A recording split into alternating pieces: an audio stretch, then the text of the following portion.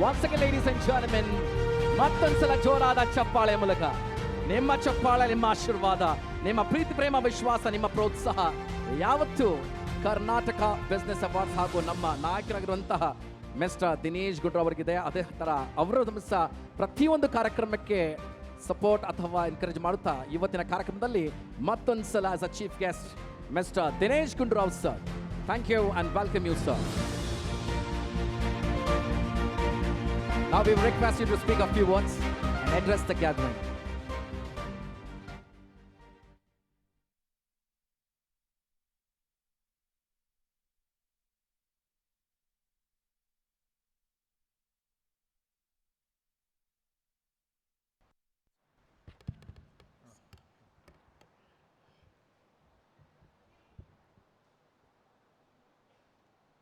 Karnataka business awards ಈ ಕಾರ್ಯಕ್ರಮ ಇವತ್ತು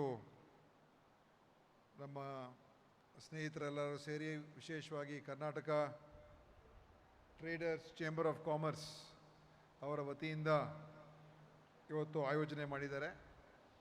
ಇದು ಕಳೆದ 6 ವರ್ಷಗಳಿಂದ ಅವರು ಮಾಡ್ತಾ ಬಂದಿದ್ದಾರೆ. ನಾನು 2023ನೇ ಇಸ್ವಿಯಲ್ಲಿ ಅವಾಗ ಇವರೆಲ್ಲ ಇದ್ದರು, ಅವತ್ತು ಎಲ್ಲರ ಒಂದು ಕಾರ್ಯಕ್ರಮಗಳೆಲ್ಲ ನೋಡಿದ್ದೆ, ಅದರಲ್ಲಿ ಭಾಗವಹಿಸಿದ್ದೆ. ಮತ್ತು ನಮ್ಮ ಅಬ್ದುಲ್ ಮುಸತ್ತಿಕ್ ಅವರು ಮತ್ತು ಅವರ ಜೊತೆಯಲ್ಲಿ ಅನೇಕ ಎಲ್ಲ ಸ್ನೇಹಿತರು ಸೇರಿ ಈ ಒಂದು ಇವೆಂಟನ್ನು ಆಯೋಜನೆ ಮಾಡಿ ಭಾಳಷ್ಟು ಹೊಸ ಹೊಸ ಉದ್ದಿಮೆಗಾರರಿಗೆ, ಆಂಟ್ರಪ್ರಿನರ್ಸ್ಗೆ ಅವರಿಗೆ ಪ್ರೋತ್ಸಾಹ ಮಾಡುವಂಥದ್ದು, ಅವ್ರನ್ನ ಗುರುತಿಸಿ ಇಲ್ಲಿ ಅವರಿಗೆ ಒಂದು ಅವಾರ್ಡನ್ನು ಕೊಟ್ಟು ಇನ್ನೂ ಹೆಚ್ಚು ಮುಂದಿನ ದಿವಸಗಳಲ್ಲಿ ಅವರ ಒಂದು ವ್ಯವಹಾರ, ವ್ಯಾಪಾರ ಎಲ್ಲವೂ ಕೂಡ ಚೆನ್ನಾಗಿ ಆಗೋದಕ್ಕೆ ಅವ್ರಿಗೆ ಒಂದು ರೆಕಗ್ನಿಷನ್ ಕೊಡೋ ಮುಖಾಂತರ ಅವ್ರಿಗಿನ್ನೂ ಹೆಚ್ಚು ಉತ್ತೇಜನ ನೀಡುವಂಥ ಕೆಲಸ ಮಾಡ್ತಾಯಿದ್ದಾರೆ. ಸೊ ನಾನು ಪ್ರಥಮವಾಗಿ ಕರ್ನಾಟಕ ಏನು ಈ ಬಿಸ್ನೆಸ್ ಅವಾರ್ಡ್ಸ್ ಆಯೋಜನೆ ಮಾಡಿದ್ದಾರೆ, ಈ ಒಂದು ಎಲ್ಲ ಸ್ನೇಹಿತರಿಗೆ ನನ್ನ ಹೃತ್ಪೂರ್ವಕವಾದಂಥ ಅಭಿನಂದನೆಗಳನ್ನು ಸಲ್ಲಿಸ್ತಾ ಇದ್ದೀನಿ. I want to congratulate them for having organized this event and trying to give a good way forward for all the people who are doing or who started doing some good business and getting involved in a lot of trade and commerce. So ಇವತ್ತು ಈ ಥರದ ಒಂದು association ಏನು ಶುರು ಮಾಡಿದ್ದಾರೆ, ಅದರಲ್ಲೂ ಹೆಚ್ಚಿನ ಒಂದು ಅಲ್ಪಸಂಖ್ಯಾತರು, ಮೈನಾರಿಟೀಸ್ ಏನಿದ್ದಾರೆ, ಅವರಿಗೆ ಈ ಥರ ಕಾರ್ಯಕ್ರಮಗಳು ಅಷ್ಟು ಸಾಮಾನ್ಯವಾಗಿ ಆಗೋದಿಲ್ಲ. There are not many such programs which are organized, and it is very heartening to see that all these young friends they have come together to organize this event, and it is definitely, it shows that many things are changing. ಸಮಾಜದಲ್ಲಿ ಬದಲಾವಣೆ ಆಗ್ತಾನೇ ಇರ್ತದೆ. ಆ ಬದಲಾವಣೆಯನ್ನು ನಾವು ಸ್ವೀಕಾರ ಮಾಡ್ಕೋಬೇಕು. ನಾವು ಒಂದೇ ಥರ ಇರ್ತೀವಿ ಅಂತ ಹೇಳೋಕ್ಕಾಗೋದಿಲ್ಲ. ಹೀಗೆ ಒಂದೇ ಥರ ಇರ್ತೀವಿ ಅಂತ ಹೇಳಿದ್ರೆ ಈಗ ನಿಂತ ನೀರು ಅದು ಕಲುಷಿತ ಆಗ್ತದೆ. ನೀರು ಹರಿತಾ ಇದ್ದರೆ ಅದು ಸ್ವಚ್ಛವಾಗಿರ್ತದೆ. ಅದೇ ರೀತಿಯಾಗಿ ನಾವು ನಿರಂತರ ಹೊಸ ಹೊಸ ವಿಷಯಗಳು, ಹೊಸ ಹೊಸ ವಿಚಾರಗಳು, ಹೊಸ ಹೊಸ ಒಂದು ಪ್ರಯೋಗಗಳು ಎಲ್ಲವನ್ನು ಕೂಡ ಮಾಡ್ತಾ ಹೋಗಬೇಕು. ಆವಾಗಲೇ ಬೆಳವಣಿಗೆ ಆಗುವಂಥದ್ದು, ಆವಾಗಲೇ ನಮ್ಮಲ್ಲಿ ನಮ್ಮ ಒಂದು ಸಮಾಜ ಅಭಿವೃದ್ಧಿಯ ದಿಕ್ಕಿನಲ್ಲಿ ಹೋಗೋದಕ್ಕೆ ಸಾಧ್ಯ ಆಗುತ್ತೆ. ಇಲ್ಲದೆ ಹೋದರೆ ನಾವು ಎಲ್ಲಿ ನಿಂತಿರ್ತೀವಿ ಅಲ್ಲೇ ಹಾಗೇ ಇರ್ತೀವಿ ಅಂತ ಹೇಳಿದ್ರೆ ನಾವು ಹಿಂದೆ ಬೀಳ್ತೀವಿ, ಬೇರೆಯವರೆಲ್ಲ ಮುಂದೆ ಹೋಗ್ಬಿಡ್ತಾರೆ. ಸೊ ಮುಂದೆ ಹೋಗೋದಕ್ಕೆ ನಾವು ಹಿಂದೆ ಬೀಳಬಾರ್ದು. ಅದಕ್ಕೆ ಈ ಥರ ಒಂದು ಕಾರ್ಯಕ್ರಮಗಳ ಮುಖಾಂತರ ನಾವು ಹೊಸ ವಿಷಯಗಳನ್ನು ತಿಳ್ಕೊಳ್ಳುವಂಥದ್ದು, ಹೊಸದು ಏನೇನಿದೆ ಅದರ ಬಗ್ಗೆ ನಾವು ಚರ್ಚೆ ಮಾಡುವಂಥದ್ದು, ಮತ್ತು ನಾವು ಹೇಗೆ ಈ ಬದಲಾವಣೆ ಆಗುವಂಥ, ಯಾಕೆಂದರೆ ಬಹಳ ವೇಗವಾಗಿ ಸಮಾಜ ಬದಲಾವಣೆ ಆಗ್ತಾಯಿದೆ. Lot of new technology, new ideas, new ways of doing things. ಇವತ್ತೆಲ್ಲ ಇನ್ಫಾರ್ಮೇಷನ್ ಟೆಕ್ನಾಲಜಿ ಇದೆ, ಆರ್ಟಿಫಿಷಿಯಲ್ ಇಂಟೆಲಿಜೆನ್ಸ್ ಇದೆ, ಮತ್ತು ಫೈನಾನ್ಷಿಯಲ್ ಬಿಸ್ನೆಸ್ಸು, ಫೈನಾನ್ಷಿಯಲ್ ಮಾರ್ಕೆಟ್ಸ್ ಯಾವ ಥರ ವರ್ಕ್ ಆಗ್ತಾ ಇದೆ, ಎಲ್ಲ ಕೂಡ so much of rapid changes ಇದೆ. ಸೊ ಇದನ್ನು ನಾವು ಒಂದೊಂದು ಸಲ ನಮಗೆ ಕನ್ಫ್ಯೂಸ್ ಆಗಿ ಹೋಗ್ತೀವಿ, ಅಥವಾ ನಾವು ಅರ್ಥ ಮಾಡೋಕ್ಕೆ ಹೋಗದೆ ಹೋದರೆ ಆವಾಗ ನಾವು ಏನಪ್ಪ ಇದು ಭಾಳ ಕಷ್ಟ ಇದೆ, ನಮ್ಗೆ ಆಗೋದಿಲ್ಲ ಅಂತ ನಾವು ಅಂದ್ಕೊಂಬಿಟ್ರೆ ಆವಾಗ ನಾವು ಅದನ್ನು ಹೊಸ ಬೆಳವಣಿಗೆಯಲ್ಲಿ ನಾವು ಸೇರೋದಕ್ಕಾಗೋದಿಲ್ಲ.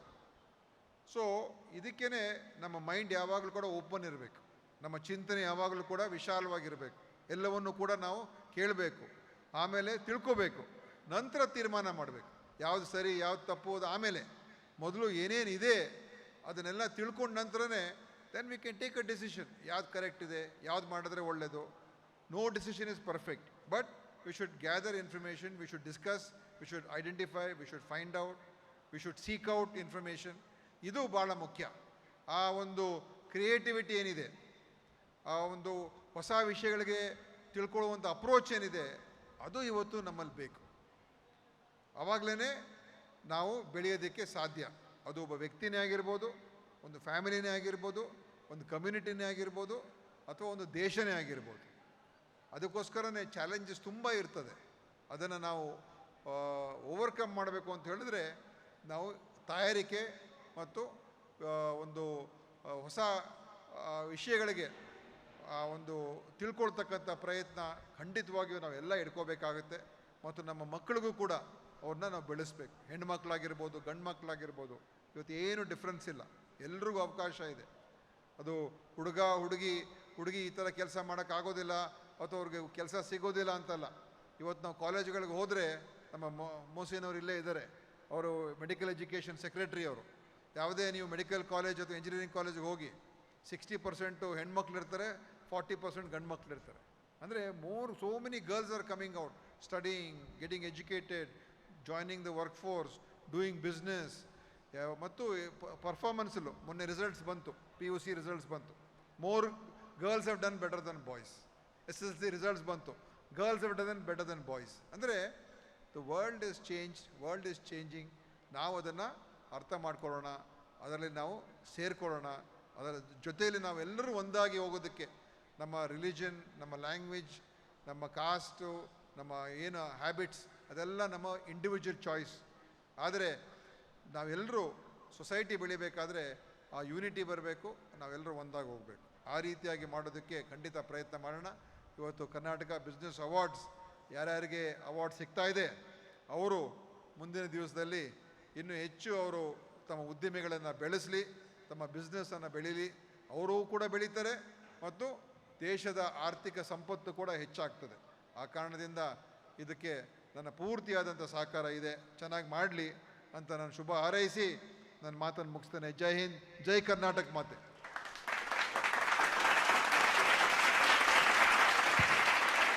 Thank you very much, sir. As you said,